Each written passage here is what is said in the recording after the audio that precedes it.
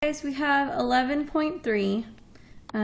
It's not showing the top of this, but this is 11.3, direct and inverse variation, which is a kind of tricky topic, but it's actually pretty easy if you don't overthink it.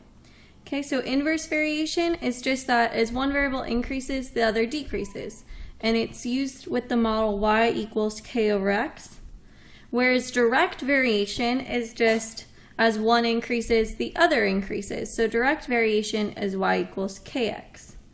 Okay, and so the constant of variation is always at k. So that's actually when we're writing the models, that's what we're going to be solving for. Okay, so as you can see here, okay, this is what direct variation looks like, because as one goes up, the other goes up. Okay, and you get kind of like a straight line.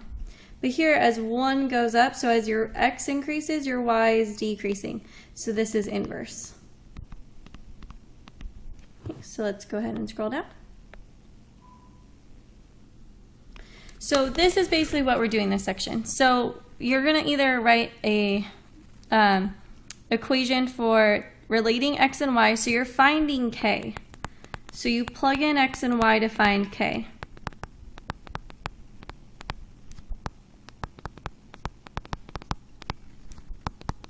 And if it says they vary directly, you plug it into y equals kx.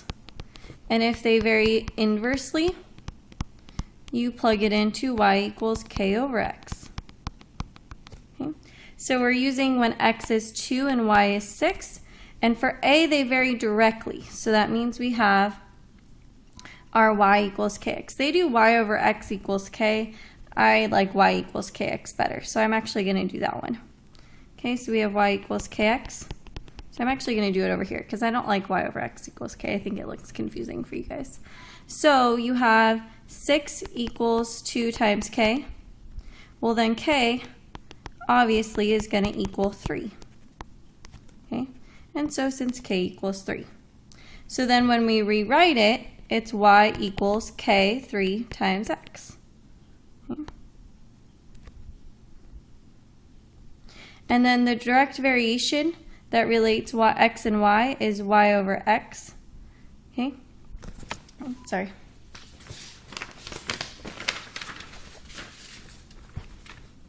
Is y over x will equal then 3. So y equals 3x, which we just wrote. So that's your answer. They solve it this way, and so they plug in 6 over 2 equals k. I think it's much easier to remember it this way, because this is what your final answer should look like, so I'd rather have you plugging it in there initially, but it's the same. So now the inverse variation model, which I say is y equals k over x, that's how you want your final answer to look. So that's how I plug it in initially, not like that, just like I don't like that one. Okay. So substitute for y and for x. So y was, pause for a sec, but we're back. So we're plugging in, same y is 6 and x is 2. So we have 6 is equal to k over 2. So then we'll multiply both sides by 2. And you get k is equal to 12. So then you get x by is 12. So y equals k 12 over x. So for inverse, it's y equals 12 over x. So these are your final answers. So you find your k by plugging in x and y, and then you simplify. Okay, and I plug it into these two, and this is what your final answer should look like. Okay, so let's look at the checkpoint, a couple on here. So x and y vary directly, so use the given values to relate x and y. So x and y vary directly. Remember, we'll use y equals kx. So we have 10 equals k times 2. So then we'll divide by 2 and we get k is equal to 5. Plug that back in and y equals 5x is your model. Okay, next we'll do 6y equals k times 24. We'll divide by 24. And if you get a fraction, I want you to leave it as a fraction. So k obviously equals 6 over 24, which is the same as 1/4. So then your model will be y equals 1/4 x. Okay, so go ahead and try number 3 on your own. And let's look at the last page.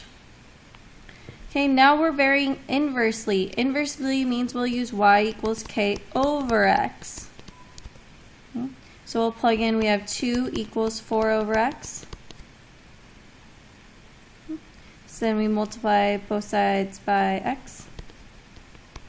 So we get 2x equals 4 divided by 2. And we get x, oh, I'm sorry, I plugged in for k and not for x.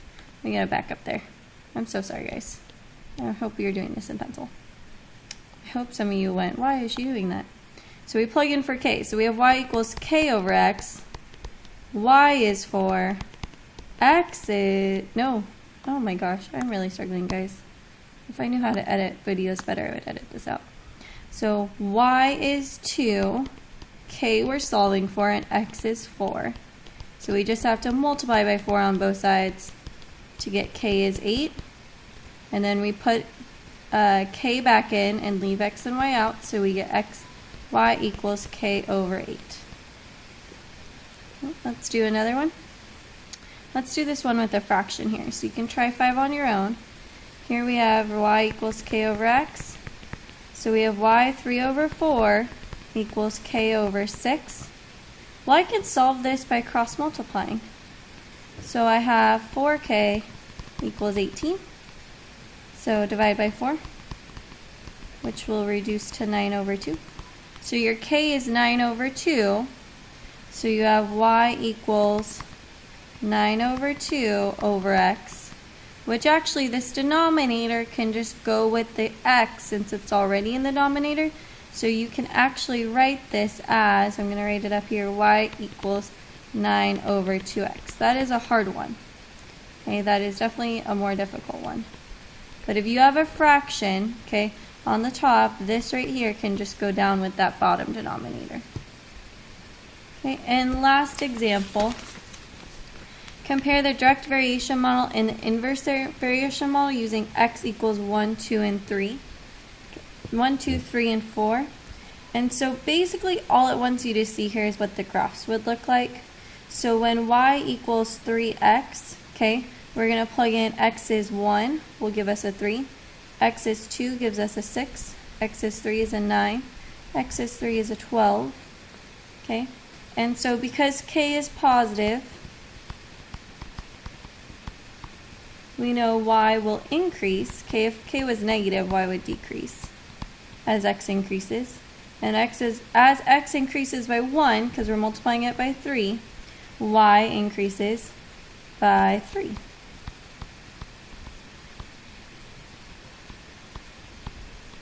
And you can see that on the graph here. It's like a line with the slope of 3, because this is the same as your slope. If you have y equals 3x, it is like a slope of 3. Okay? So it's basically the same, you just don't have a y-intercept. Inverse variation, so 12 over 1 is 12. 12 over 2 is 6. 12 over 3 is 4. And 12 over 4 is 3. So you can see here now these ones are going down. So because k is positive, y decreases as x increases, and as x doubles, y is halved. And that's kind of confusing, but that's okay. But it went from 12 to 6. This part is less, this is more conceptual. If you can do what we just did above, you'll be okay. Okay, so now we can plot these values, which it already did for you. So obviously this one is the inverse, and this is the direct. Okay, and the graph of this model is a line, and it always passes through the origin because you don't have a y-intercept. And the graph of this one is a curve that approaches the x-axis. It never actually crosses it, just gets closer and closer and closer and closer as x gets close to 0. Oh, and increases as x is close to 0. So as you get x close to 0, it goes up and up and up. And that is inverse direct variation. Again, this is like the concept stuff, but I'm really more important with you guys. It's really more important for you guys to be able to plug these in. Okay? So make sure you know these two equations. right here for direct and inverse. And that is the end of your notes.